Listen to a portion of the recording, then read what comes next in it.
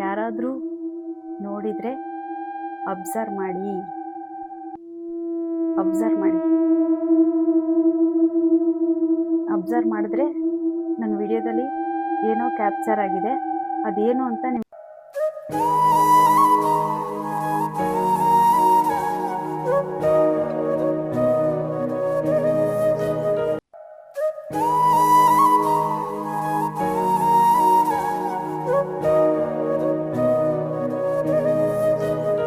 ಒಂದೇ ದಿನದಲ್ಲಿ ನಾನು 43,200 ರೂಪಾಯಿನ ಕಳ್ಕೊಂಡೆ.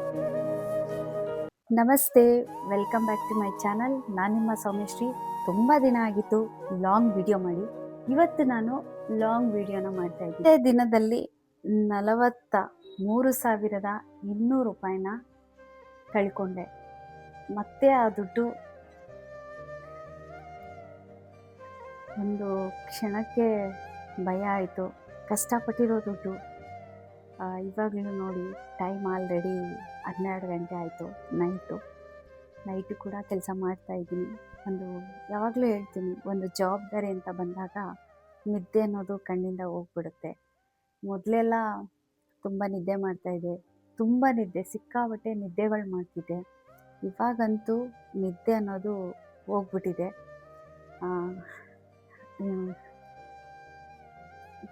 ಇತ್ತು ಅನ್ನೋದು ನಿಜವಾಗ್ಲೂ ಗೊತ್ತಿಲ್ಲ.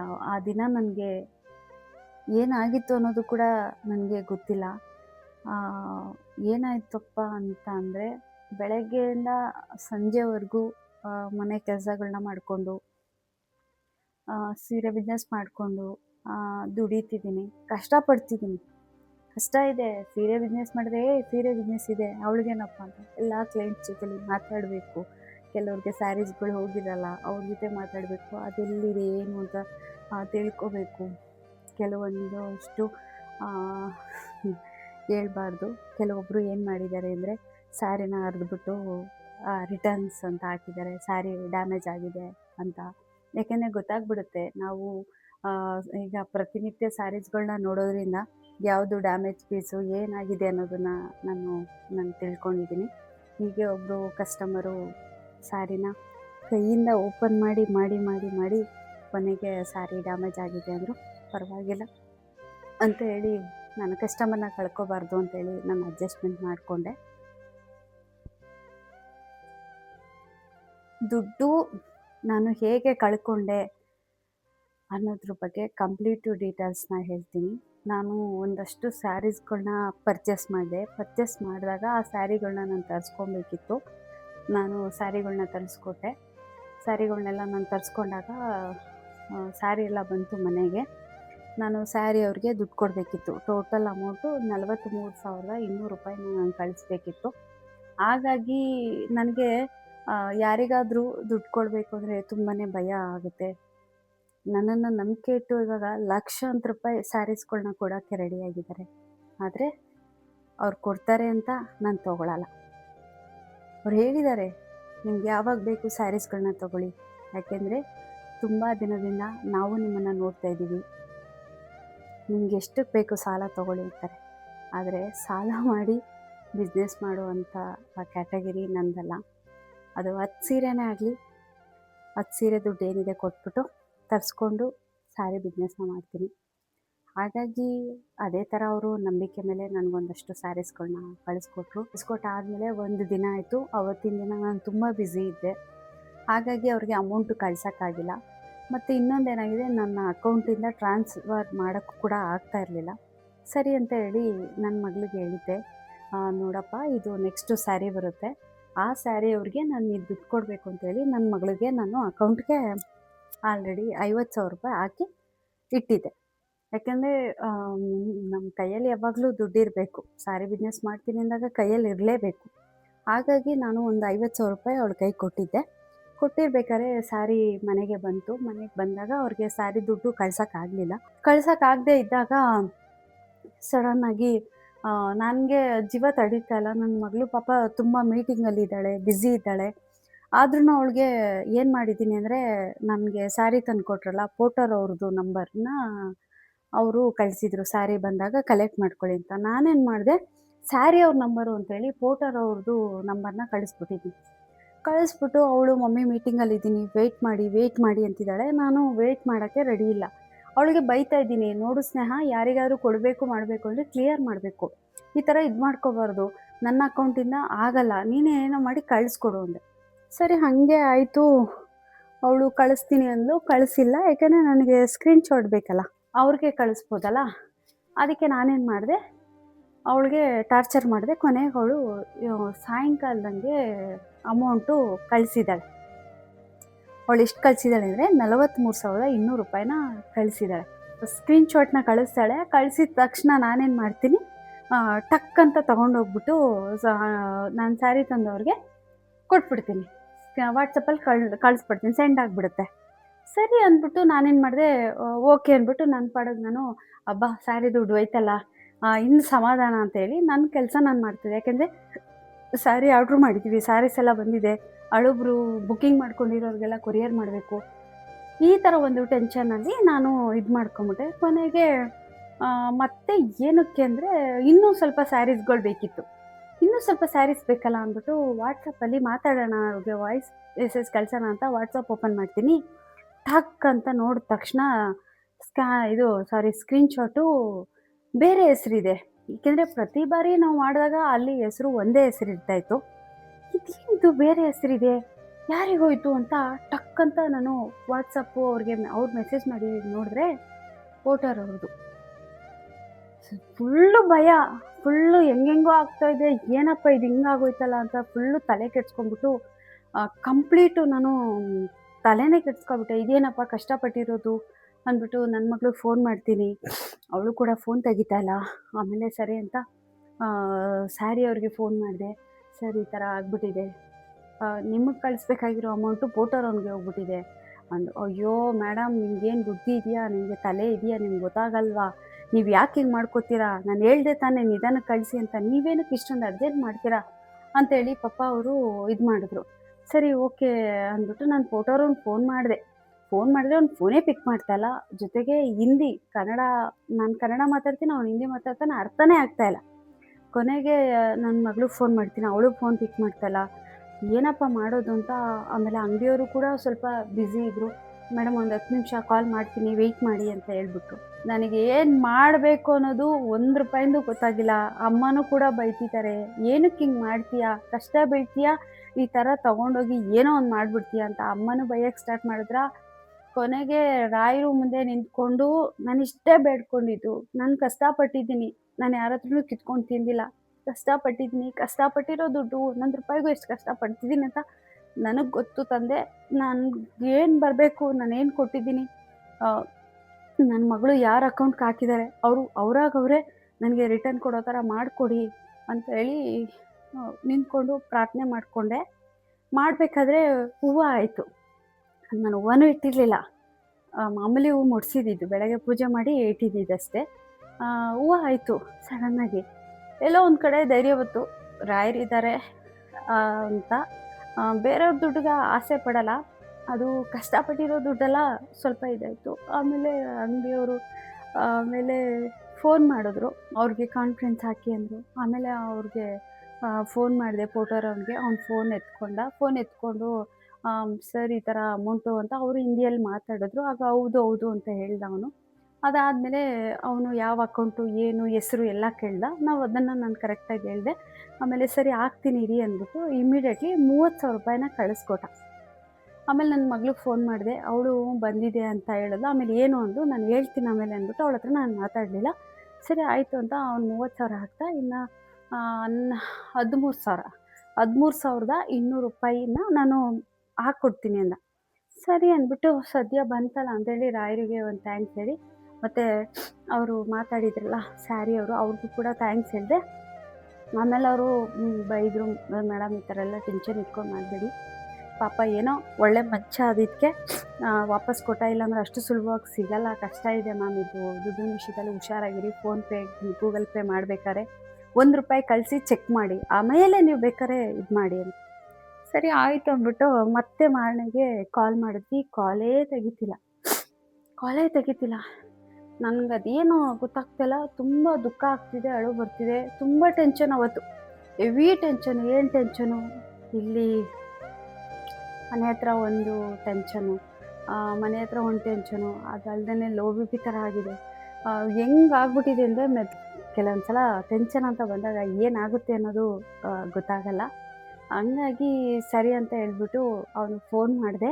ಅವ್ನು ಫೋನ್ ಎತ್ತಿಲ್ಲ. ಮತ್ತೆ ಕಾನ್ಫರೆನ್ಸ್ ಹಾಕಿ ಅಂಗಡಿಯವ್ರ ಕಡೆಯಿಂದ ಮಾತಾಡಿಸಿದಾಗ ಅವರು ಹೇಳಿದ್ರು, ಈ ಥರ ದುಡ್ಡು ಹಾಕ್ಬಿಡಪ್ಪ ಅಂದಾಗ 10,000 ಹಾಕ್ದ.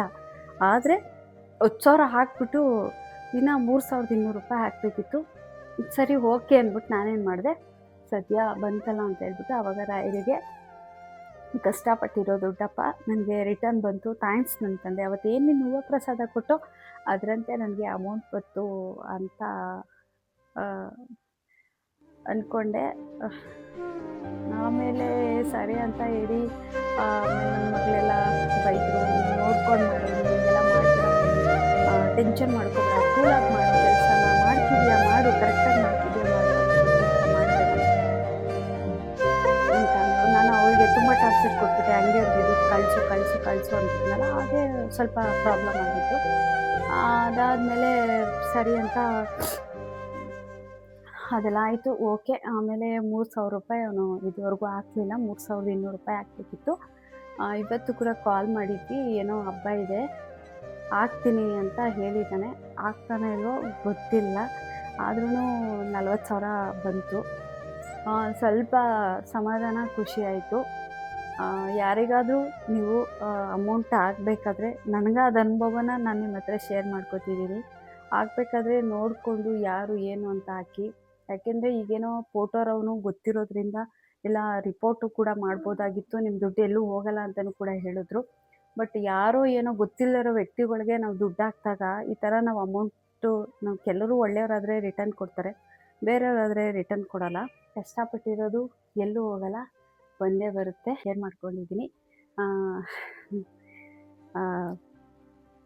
ಇವಾಗ ಹೆಂಗಿದೆ ಅಂದರೆ, ದುಡ್ಡು ಹಿಂದೆ ಎಲ್ಲ ಒಂದು ಸ್ವಲ್ಪ ಕೈಯಲ್ಲಿ ದುಡ್ಡಿದ್ದಾಗ ದುಡ್ಡಿಗೆ ಬೆಲೆ ಕೊಟ್ಟಿಲ್ಲ. ಇವತ್ತಿಗೂ ಒಂದೊಂದು ರೂಪಾಯಿಗೂ ಬೆಲೆ ಇದೆ. ಯಾಕೆಂದರೆ ಮುಂದೆ ಜೀವನ ಇದೆಯಲ್ಲ, ಮುಂದೆ ಜೀವನಕ್ಕೋಸ್ಕರ ಯೋಚನೆ ಮಾಡ್ತೀನಿ ಅಷ್ಟೇ, ಲೈಫ್ಗೋಸ್ಕರ. ಎಲ್ಲ ಇದ್ರೂ ಬಿಟ್ಟು ಬದುಕ್ತಾ ಇದ್ದೀನಿ. ಯಾವುದ್ರ ಮೇಲೂ ಏನೂ ಆಸೆ ಇಲ್ಲ. ನಾನು ಸಂಪಾದನೆ ಮಾಡಿದ್ದೀನ, ನಾನು ದುಡ್ದಿದ್ದೀನ ಅದರಲ್ಲೇ ಸಾಕು. ದುಡಿತೀನ, ಅಲ್ಲಿದ್ದಲ್ಲೇ ಏನೋ ನಮ್ಮ ಜೀವನ, ನಮ್ಮ ಲೈಫ್ನ ನಡೆಸ್ಕೊಂಡು ಹೋಗ್ತಾಯಿದ್ದೀವಿ. ರಾಯರು ಇಟ್ಟಂತೆ ಚೆನ್ನಾಗಿದ್ದೀವಿ, ಇಲ್ಲ ಅಂತ ಹೇಳಲ್ಲ. ನೆಕ್ಸ್ಟು ಏನಾಗುತ್ತೆ ಅಂತ ಹೇಳ್ತೀನಿ. ಈ ಮನೇಲಿ ನಾವು ಇರ್ತೀವ ಇಲ್ಲ ಬೇರೆ ಕಡೆ ಹೋಗ್ತೀವ ಅನ್ನೋದು ಒಂದು ಇದರಲ್ಲಿದೆ, ನೋಡಬೇಕು. ರಾಯರು ಇಲ್ಲಿ ಈ ಮನೇಲಿ ರಾಯರು ರಾಘವೇಂದ್ರ ಸ್ವಾಮಿಗಳು, ನಮ್ಮ ರಾಯರು ಈ ಮನೇಲಿ ಇದ್ದಾರೆ ಅಂತಲೇ ಹೇಳ್ತೀನಿ. ಯಾಕೆ ಈ ಮಾತು ಹೇಳ್ತೀನಿ ಅಂತ ಅಂದರೆ, ನಮಗೆ ಪ್ರತಿ ಬಾರಿ ನಾನಿದ್ದೀನಿ ಅಂತ ನಮ್ಮ ಮನೆಯಲ್ಲಿ ಬೆಳಗಿನ ಜಾವ 3 ಗಂಟೆಗೆ ಯಾವುದೋ ಒಂದು ರೂಪದಲ್ಲಿ ನಮ್ಮ ಮನೆ ಸುತ್ತ ಓಡಾಡ್ದಂಗೆ ಇಲ್ಲೇ ಸೌಂಡ್ ಬರುತ್ತೆ. ನನಗೀಗ ಹೇಳ್ತಾ ಇದ್ರೆ ಮೈ ಕೂದಲು ಜುಮ್ ಅನ್ನುತ್ತೆ, ಸೌಂಡ್ ಬರುತ್ತೆ. ನಮ್ಮ ರಾಗು ತುಂಬ ಕಿರ್ಚ್ಕೊತಾ ಇರ್ತಾನೆ ಆ ಟೈಮಲ್ಲಿ. ಬೆಳಗಿನ ಜಾವ ಕರೆಕ್ಟಾಗಿ ಒಂದು 3 ಗಂಟೆ ಸ್ಟಾರ್ಟ್ ಆಗುತ್ತೆ. ಸ್ಟಾರ್ಟ್ ಆದರೆ ಒಂದು 1/4 ಗಂಟೆ ಹಾಗೆ ಇರುತ್ತೆ. ಆ ಟೈಮಲ್ಲಿ ನಾವು ಯಾರೂ ಈಚೆ ಬರೋಲ್ಲ. ಬಟ್ ನನ್ನ ಮಗು ಬಂದು ಕಿರ್ಚ್ಕೊತಾ ಇರುತ್ತೆ, ಬೋ ಬೋ ಬೋ ಅಂತ ಇರುತ್ತೆ. ಬಟ್ ರಾಯರು ಅವ್ನಿಗೇನೋ ಒಂದು ಸಮಾಧಾನ ಮಾಡಿಬಿಟ್ಟು ಮಾತಾಡಿಸ್ತಾರೆ ಅಂತ ಅನ್ಕೋತೀನಿ. ಆ ಟೈಮಲ್ಲಿ ಅವನು ಸೈಲೆಂಟಾಗಿ ಆಗ್ತಾರೆ. ರಾಯರಿದ್ದಾರೆ. ಈ ಮನೆ ಇಲ್ಲಿ ಇರ್ತೀವೋ ಇಲ್ಲ ಏನಾಗುತ್ತೋ ಅಂತ ಇನ್ನೂ ಕನ್ಫರ್ಮೇಷನ್ ಗೊತ್ತಿಲ್ಲ. ರಾಯರಿಗೆ ಬಿಟ್ಟಿದ್ದು. ಈ ಮನೆಯಲ್ಲಿ ಇನ್ನೂ ಋಣ ಇದೆ ಅಂದರೆ ಇಲ್ಲೇ ನಾವು ಇರ್ತೀವಿ. ಇಲ್ಲಿ ಬಂದು ನಾವು ಈಗ ಆಲ್ರೆಡಿ 9 ವರ್ಷ ಆಯಿತು. 9 ವರ್ಷ ಕಂಪ್ಲೀಟ್ ಮಾಡಿದ್ದೀವಿ. ಟಿಕ್ಟಾಕು ಬರೋಕ್ಕೆ ಮುಂಚೆ ನಾವಿಲ್ಲಿ ಬಂದಿದ್ದು. ಈ ಮನೆ ನಮಗೆ ಒಂದು ದೇವಸ್ಥಾನ. ರಾಯರು ಇಲ್ಲಿ ನಾವು ಪೂಜೆ ಮಾಡ್ತಾ ಒಂದು ದೇವಸ್ಥಾನದಲ್ಲಿ ಹೇಗೆ ಪೂಜೆ ಮಾಡ್ತಾ ಒಂದು ದೇವಸ್ಥಾನ ಒಂದು ಪಾಸಿಟಿವ್ ಆಗಿ ಇರುತ್ತೋ ಜೀವ ಬರುತ್ತೋ ಒಂದು ದೇವಸ್ಥಾನದಲ್ಲಿ ಒಂದು ದೇವರಿಗೆ ಪೂಜೆ ಮಾಡ್ತಾ, ಹಾಗೆ ನಮ್ಮ ಮನೆಯಲ್ಲಿ ರಾಯರನ್ನು ಇಟ್ಟು ನಾವು ಪೂಜೆ ಮಾಡ್ತಾ ಮಾಡ್ತಾ ಒಂದು ಪಾಸಿಟಿವ್ ಎನರ್ಜಿ ಅನ್ನೋದು ಈ ಮನೇಲಿದೆ. ತುಂಬ ಜನ ಹೇಳಿದ್ದಾರೆ ಈ ಮನೆಗೆ ಕಾಲಿಡಬೇಕಾದ್ರೆ ನಮಗೇನೋ ಒಂದು ವೈಬ್ರೇಷನ್ ಆಗುತ್ತೆ ಅಂತ. ಅದು ಗುರುವಾರ ಅಂತೂ ತುಂಬ ಜನಕ್ಕೆ ಅನುಭವನೂ ಕೂಡ ಆಗಿದೆ. ಹಂಗಾಗಿ ನಮಗೆ ಈ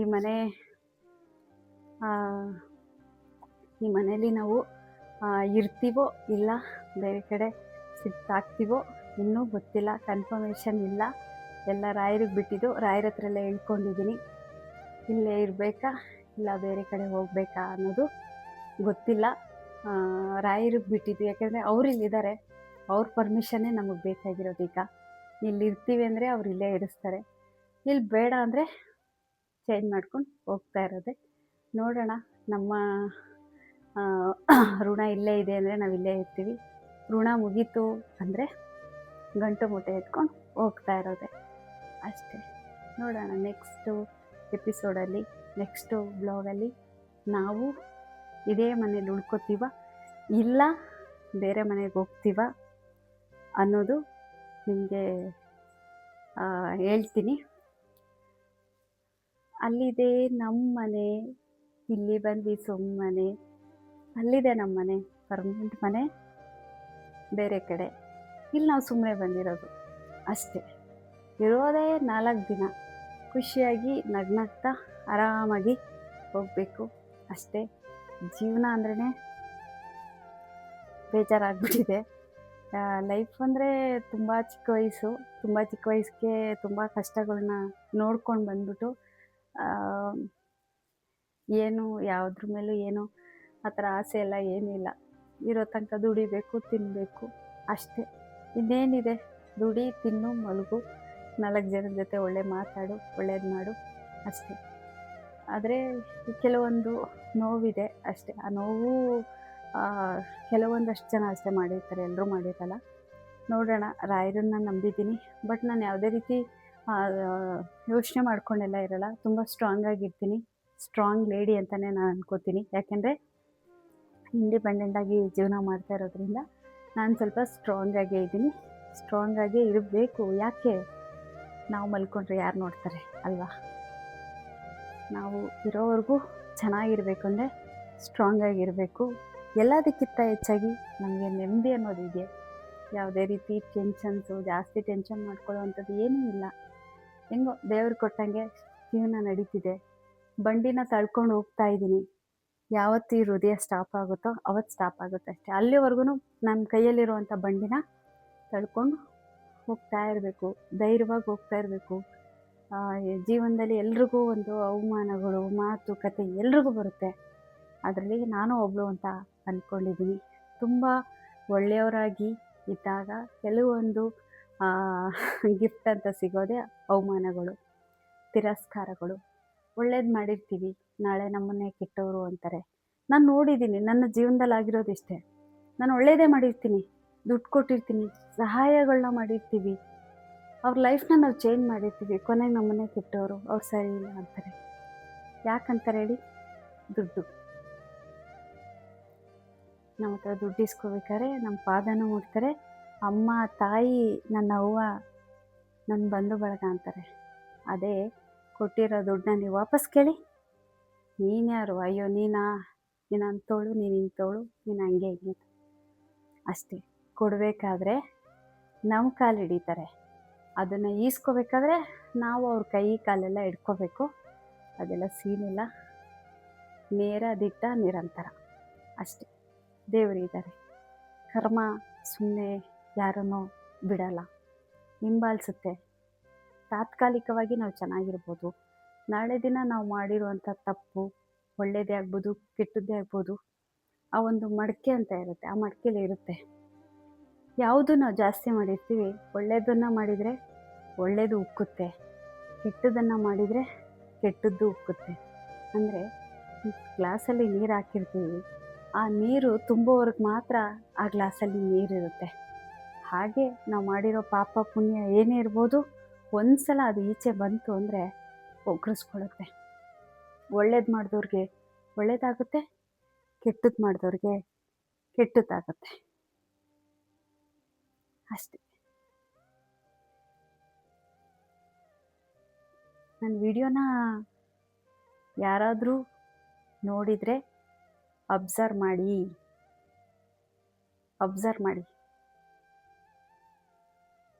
ಅಬ್ಸರ್ವ್ ಮಾಡಿದ್ರೆ ನನ್ನ ವಿಡಿಯೋದಲ್ಲಿ ಏನೋ ಕ್ಯಾಪ್ಚರ್ ಆಗಿದೆ, ಅದೇನು ಅಂತ ನೀವು ನೋಡ್ಬೋದು. ನಾನು ನೋಡಿದ್ದೀನಿ. ನನ್ನ ವಿಡಿಯೋ ಅಬ್ಸರ್ವ್ ಮಾಡಿ.